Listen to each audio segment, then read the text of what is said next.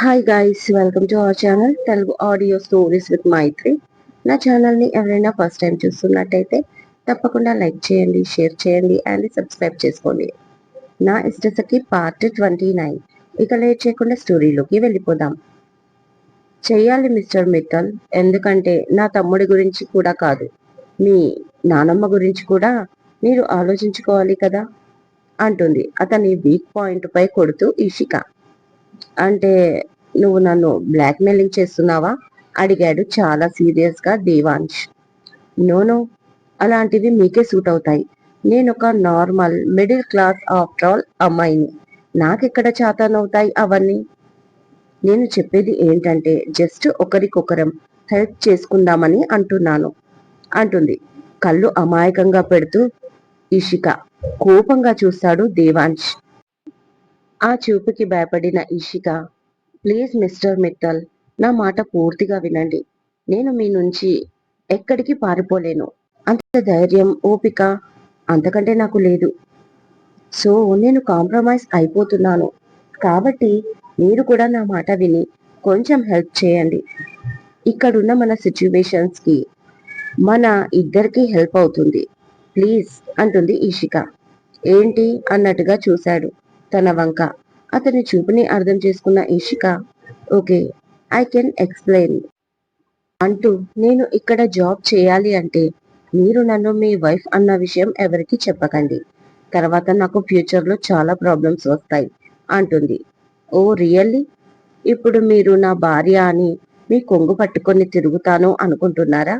చాలా ఎక్కువ ఎక్స్పెక్ట్ చేస్తున్నారేమో నా నుంచి అని దేవాంశ్ అనగానే, నేనేమి ఎక్స్పెక్ట్ చేయటం లేదు మిస్టర్ మిత్తల్. ఎందుకంటే మీ పేరు అంటేనే నాకు ఇరిటేషన్. ఇంకా మీ భార్యలాగా ఉండాలి అంటే, oh my god, I can't do that. మీ ఇంట్లో కాసేపు మీ భార్యలా నటించాలి అంటేనే నాకు చికాకుగా ఉంటుంది. అండ్ సేమ్ టైం నేను శారీ కూడా కట్టుకోను కాబట్టి అంటుంది ఇషిక. నీ వాగుడు అయిపోతే కొంచెం సీరియస్ గా మాట్లాడుకుందామా అన్నాడు చికాకుగా తనని చూస్తూ దేవాంశ్. అక్కో మిస్టర్ మిత్తల్, నేను సీరియస్ గానే మాట్లాడుతున్నాను. మీరే చీర కొంగు అంటున్నారు.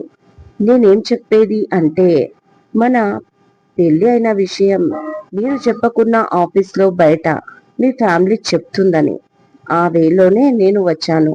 అంతేకాని మీరంటే పెద్దగా ఇంట్రెస్ట్ ఉండి కాదు. అండ్ సేమ్ టైం ఇక్కడ మీ అవసరం మీది, నా అవసరం నాది. మీరు మీ నానమ్మ కోసం నన్ను మీ భార్యగా అనుకుంటున్నారు. ఐ మీన్ నన్ను భార్యగా అందరికీ చెప్పుకుంటున్నారు. ఎందుకంటే మీకు అంజలి అడ్రస్ కావాలి కాబట్టి. నిజంగా తనేమైందో నాకు తెలియదు. అది మీరు వినిపించుకోవడం లేదు. సో ఇప్పట్లో మీరు నన్ను అంత తేలిగ్గా నమ్మరు, బయట వదలరు అని కూడా అర్థమైంది. అందుకే నేను కూడా రియలైజ్ అయ్యి కాంప్రమైజ్ అవుదాం అనుకుంటున్నాను. ఇప్పుడు మనం ఇద్దరం గొడవ పడుతూ కూర్చుంటే ఇద్దరం లాస్ అవుతాం. నేను ఫైనాన్షియల్ గానే కాదు, నా తమ్ముడు హెల్త్ విషయం కూడా. ఇక మీరు మీ నానమ్మ అండ్ ఎమోషనల్ గా కూడా మెంటల్ టెన్షన్ ఎక్కువైపోతుంది. కాబట్టి మనం కొంచెం మెచ్యూరిటీగా బిహేవ్ చేస్తూ ఒక అండర్స్టాండింగ్ కి వద్దాం. ఎన్ని రోజులని చిన్నపిల్లల్లాగా గొడవ పడేది? ఈ గొడవలు కాస్త పక్కన పెట్టి కొంచెం మెచ్యూరిటీగా ఒకరిపైన ఒకరికి నమ్మకంతో ముందుకు వెళ్దాం ప్లీజ్. నాకు నా తమ్ముడి ప్రాణం ముఖ్యం. వాడికి ఆపరేషన్ చేయించాలి, దానికి డబ్బు అవసరం. సో నేను జాబ్ చేసి ఆ డబ్బుని సంపాదించాలి. కానీ మీరు నన్ను ఇక్కడి నుంచి వెళ్ళనివ్వట్లేదు. కాబట్టి ఇక్కడ కూడా నేను కాంప్రమైజ్ అయ్యాను. ఇప్పుడు ఎలాగో మీరు ఆఫీస్ కి తీసుకొచ్చారు నన్ను, ఇక్కడ నాకు ఒక పోస్ట్ ఇవ్వండి. నా క్వాలిఫికేషన్ కి తగ్గట్లుగా నేను కష్టపడి పని చేస్తాను. నాకు డబ్బు అవసరం చాలా ఉంది. ప్లీజ్, మీ నానమ్మ ప్రాణం మీకు ఎంత ఇంపార్టెంటో నా తమ్ముడి ప్రాణం నాకు కూడా అంతే ఇంపార్టెంట్. ఇంతకు మించి నాకు ఇంకేమీ అక్కర్లేదు మీ నుంచి. ప్లీజ్ మిస్టర్ మిట్టల్ అంటూ రెండు చేతులు జోడించింది ఈషిక. ఈసారి తన కళ్ళల్లో వాటరే కాని అబద్ధం కనిపించలేదు. నిజానికి ఆమె కళ్ళల్లో ఏ రోజు నిజాయితీ తప్ప అబద్ధం ఉన్నట్లు అనిపించలేదు కూడా. తను మాట్లాడేటివి అబద్ధాలేమో అన్న డౌట్ మాత్రమే దేవాంశికి. ఆల్రెడీ ఒకసారి దెబ్బతిని ఉన్నాడు కదా, ఎదుటి వాళ్ళని నమ్మడానికి ఆలోచిస్తున్నాడు, ముఖ్యంగా అమ్మాయిల్ని నమ్మడానికి. తన ఏడుపు చూసి, ఇప్పుడు మీరు ఇలా ఏడుస్తూ కూర్చుంటే అది చూసి మా బాబాయ్, మామయ్య, తమ్ముడు నేను మిమ్మల్ని ఏదో అన్నట్లుగా, మనం భార్యాభర్తల్లాగా కరెక్ట్ గా ఉండట్లేదని అనుకునే అవకాశం ఉంటుంది. పైగా ఈ మ్యాటర్ మా నానమ్మ దగ్గరికి కూడా వెళ్ళొచ్చు. ఇలాంటివి వద్దనే కదా ఇక్కడి వరకు తీసుకొచ్చింది. మళ్ళీ నువ్వు ఇలాగే రిపీట్ చేస్తే ఎలా అని అడిగాడు దేవాంశ్. సారీ మిస్టర్ మిత్తల్, నేను కొంచెం ఎమోషనల్ అయ్యా అంటూ కళ్ళు తుడుచుకొని, ఇప్పుడు చెప్పండి మీ నిర్ణయం అంటుంది ఇషిక. మీ ఆలోచన నాకు నచ్చింది. సో ఇక పైన ఇదే ఆఫీస్లో మీరు వర్క్ చేయండి. మీరు అన్నట్లుగా ఇక్కడ మీకు జాబ్ ప్రొవైడ్ చేస్తాను. సో మీకు శాలరీ వస్తుంది. మీ మనీ ప్రాబ్లం సాల్వ్ అవుతుంది. ఇక మీరు ఇక్కడ ఓన్లీ ఎంప్లాయ్ ఇషిక మాత్రమే. నా వైఫ్ కాదు. మా వాళ్ళని కూడా ప్రిపేర్ చేస్తాను. మా ఇంట్లో వాళ్ళ దృష్టిలో మాత్రమే మీరు నా భార్య. ఇకపోతే అంజలి అడ్రస్ మాత్రం మీరే చెప్పాలి. అప్పటి వరకు మిమ్మల్ని అస్సలు వదలను అన్నాడు సీరియస్ గా దేవాంశ్. ఇప్పుడు మాత్రం వదిలినట్లు పెద్ద బిల్డప్. కుక్క తోక వంకర అనేది ఇలాంటి వాళ్ళని చూసే అనుకుంటా అని నోట్లో గొనుక్కుంటుంది ఇషిక. ఏంటి వినిపించుకోకుండా తిట్టుకుంటున్నావు కదూ?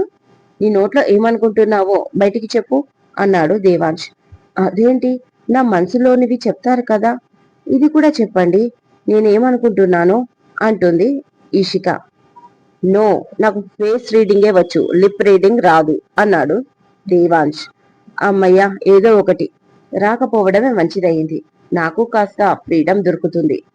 ఇప్పటికైనా ఇలా మిమ్మల్ని తిట్టుకొని నా ఫ్రస్ట్రేషన్ దింపుకుంటాను. ఇక పైన మనసులో తిట్టుకోవడం మాని ఇలాగే లిప్ మూమెంట్ తో తిట్టుకుంటాను అనుకుంటుంది మళ్ళీ లిప్ మూమెంట్ ఇస్తూ ఇషిక. ఏంటి మళ్ళీ తిట్టుకుంటున్నావా? నేను ఈ డీల్ ఓకే అనేసరికి లోకువైపోయానా అని కోపంగా అడిగాడు దేవాంశ్. అతని సీరియస్నెస్ కి ఎక్కడ డీల్ నో అంటాడో అనుకొని భయపడుతూ, నో నో మిస్టర్ మిత్తల్, మీరెందుకు లోకువైపోతారు? పొద్దున లేస్తే మీ చుట్టూ 100 మంది తిరుగుతారు. పెద్ద బిజినెస్ మీది. మీరు పెద్ద బిజినెస్ మ్యాన్ కదా, మిమ్మల్ని ఎవరైనా లోకువగా చూస్తారా? లోకువయ్యేది నాలాంటి ఆఫ్టర్ ఆల్ మిడిల్ క్లాస్ అమ్మాయి. ఓకేనా? హ్యాపీనా? సాటిస్ఫైడా అని అడిగింది ఇషిక. అంటే నాలో నీకు సాడిజం కనిపిస్తుందా? సాటిస్ఫైడా అని అడుగుతున్నావు? నీ మాటకి ఏంటి మీనింగ్ అని ఇంకా సీరియస్ గా అడిగాడు దేవాంశ్. జస్ట్ మీరు ఫీల్ అవుతున్నారని అలా అన్నాను, అంతకు మించి ఏమీ కాదు. నీ దగ్గర ఎందుకు సాడిజం ఉంటుంది అని పైకి చెప్పి మనసులో మాత్రం నువ్వు పెద్ద సైకోవి కదా అనుకుంటుంది ఇషిక. అయితే నేను సైకోనన్నమాట అని మళ్ళీ దేవాంశ్ ఫేస్ రీడింగ్ చదివి చెప్పాడు. అబ్బా దేవుడా, ఈ డిస్కషన్ ఈ డేతో కంప్లీట్ అయ్యేటట్టు ఉంది. బాబా ప్లీజ్ నన్ను కాపాడు అంటూ పైకి చూస్తూ వేడుకుంది ఈషిక మౌనంగా. ఈషిక డ్రామాలు చూసి నవ్వు వస్తున్నా ఆ నవ్వుని కంట్రోల్ చేసుకో. ఆల్ రైట్, వెళ్ళి పక్కనే నా మేనేజర్ సుందరం ఉంటాడు, అతని దగ్గర నీ జాబ్ జాయినింగ్ లెటర్ ఉంది, వెళ్ళి తీసుకొని నా దగ్గరికి రా అన్నాడు దేవాంశ్. జాయినింగ్ చేసుకునేది ఈయనే, మళ్ళీ వెళ్ళి మేనేజర్ దగ్గర జాయినింగ్ లెటర్ తెచ్చుకోవాలంట అని తిట్టుకుంటూ బయటికి వెళ్తుంది ఈషిక. తన తిప్పలు చూసి దేవాంశ్ హ్యాపీగా నవ్వుకుంటాడు. ఇక్కడ నేను ఏ విషయంలో అయినా చాలా స్ట్రిక్ట్ గా ఉంటాను. నాకు అన్ని పర్ఫెక్ట్ గా ఉండాలి. అలా లేకపోతే నేను అసలు ఊరుకోను. మరొకసారి మీరు ఏ మాత్రం మీటింగ్లు పెడుతూ ఆఫీస్ అవర్స్ ని వేస్ట్ చేసినా వెంటనే బాస్ కి చెప్పి ఫైర్ చేయిస్తాను అంటూ అందరికీ వార్నింగ్ ఇస్తున్నాడు మేనేజర్ సుందరం. 40 క్రాస్ అయినా ఇంకా పెళ్లి కాలేదు పాపం సుందరానికి. కానీ ఏజ్ అంతగా కనిపడదు. తన ఒత్తైన జుట్టుకి రంగులు వేస్తూ మెయింటైన్ చేస్తాడు.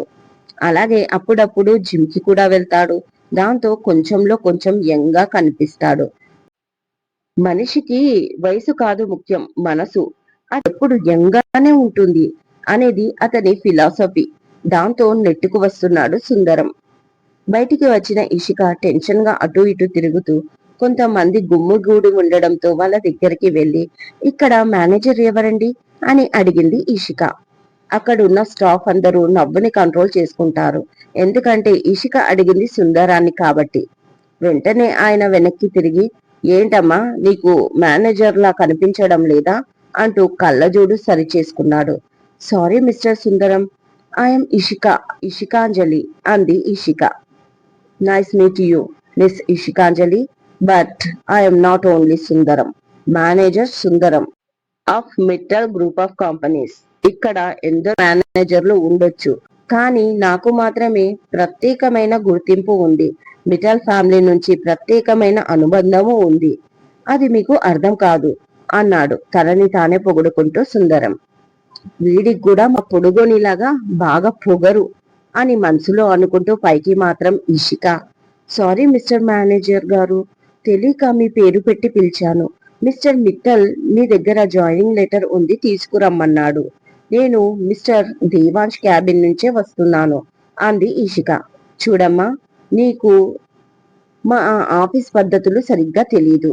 మిస్టర్ మిట్టల్ కాదు, ఆయన మాకు బాస్, అంటే దేవుడితో సమానం.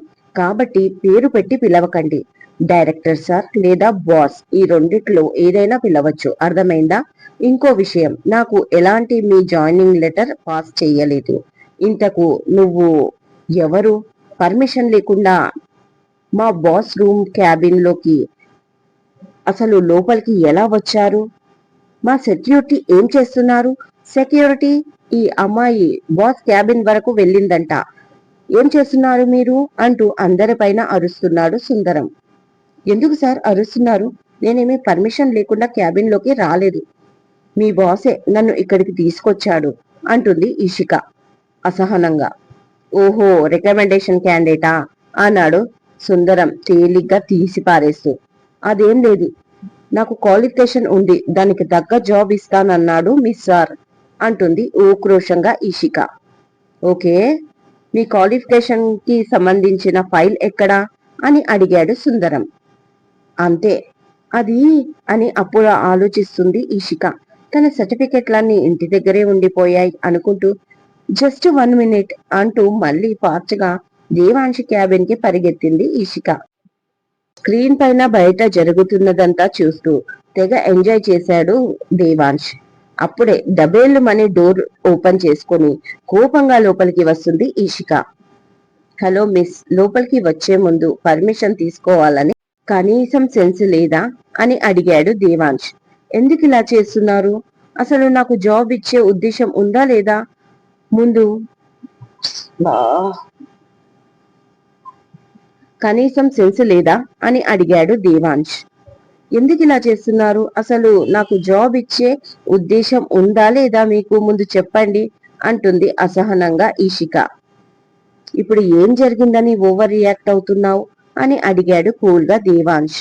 మీకు అలాగే అనిపిస్తుంది. నా ఏడుపు మీకు ఎంటర్టైన్మెంట్ కదా? మిస్టర్ సుందరం ఇప్పుడు నా క్వాలిఫికేషన్ కి సంబంధించిన సర్టిఫికెట్లు కావాలి అంటున్నాడు.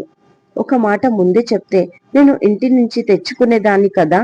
పైగా పర్మిషన్ లేకుండా మీ క్యాబిన్ లోకి వచ్చానని అరుస్తున్నాడు అంటుంది కోపం ఏడుపు కలిసిన గొంతుతో ఇషిక. ఇదండి ఇవాళటి ఎపిసోడ్. ఈ ఎపిసోడ్ మీకు నచ్చినట్టు అయితే నాకు కామెంట్లు చెప్పండి. అలాగే లైక్ చేయండి, షేర్ చేయండి, హైప్ ఇవ్వండి, సబ్స్క్రైబ్ చేసుకోండి నా ఛానల్ని. మరొక మంచి ఎపిసోడ్తో మీ ముందు ఉంటాను. మైత్రి.